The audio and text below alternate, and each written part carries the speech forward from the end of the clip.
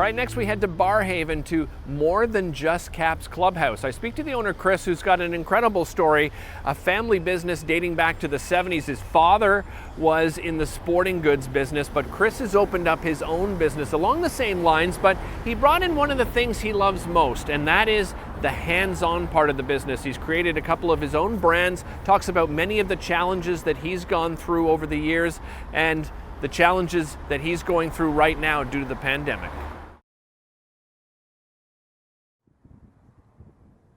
How I got started was really through family. This was a family business. My father started in 1979. I was 8. When I was 26, I opened my own store, and then through his expertise and his business, I learned his business, and then through the years, I've kind of developed things to be more like my business, and now it's kind of morphed into something that is really personally identifiable as my thing. My thing is the custom embroidery, the working and creating items for retail sale, creating items for other people, for brands, for companies, the whole creative aspect and the whole asset class that I bring through the history of working with vector art, through digitizing, and just the joy that I have in doing those things. I bring this expertise that allows me to present options to people. Every project to me is a joy to work on, because it's always a new opportunity to come up with the best way of doing something. It's weird because a lot of people have an idea of small business owners and how they perceive us maybe slightly different, but we're really a lot closer to the people that aren't business owners than we are like the big company business owners, right? So the anxiety is pretty straight across the board for us as for everyone else.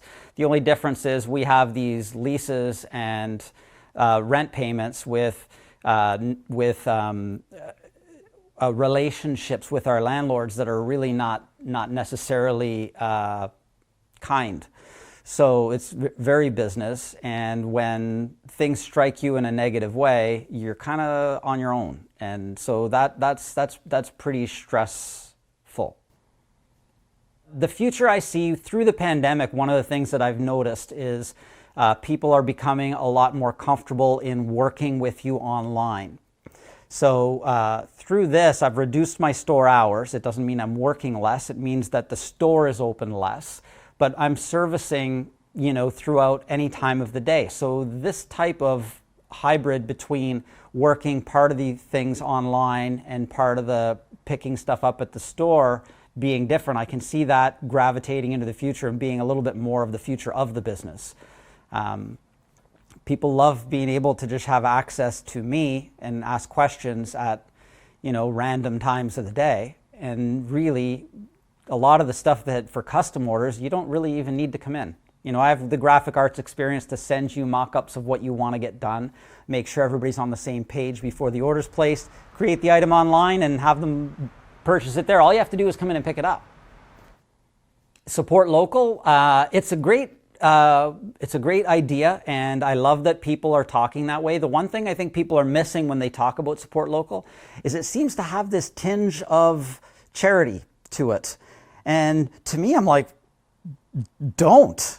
Don't. If you think it's charity, don't. Support local is something that benefits everyone, and that's the whole point of supporting local.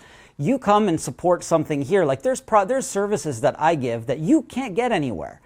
So if you go and buy all your stuff everywhere that you can that's not here, and then you need that special job that I can do, well, you need me here, right? So if there's something you can buy from me that you're buying elsewhere, then you buy it here and support my business, and then you have access as a customer to these services that some of the big guys won't give you.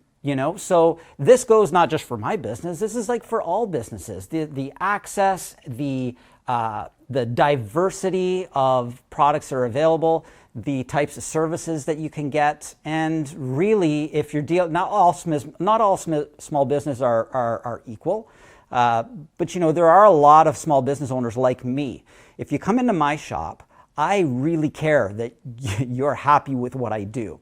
So, I'm going to look you in the eye when the job's done, and I'm looking for a smile or I'm looking for a wow. And when you go somewhere like a big company, you're not going to get that. And what I mean is not the looking for a smile or wow, is the really caring enough about what work you put in, and you give that little extra to each job.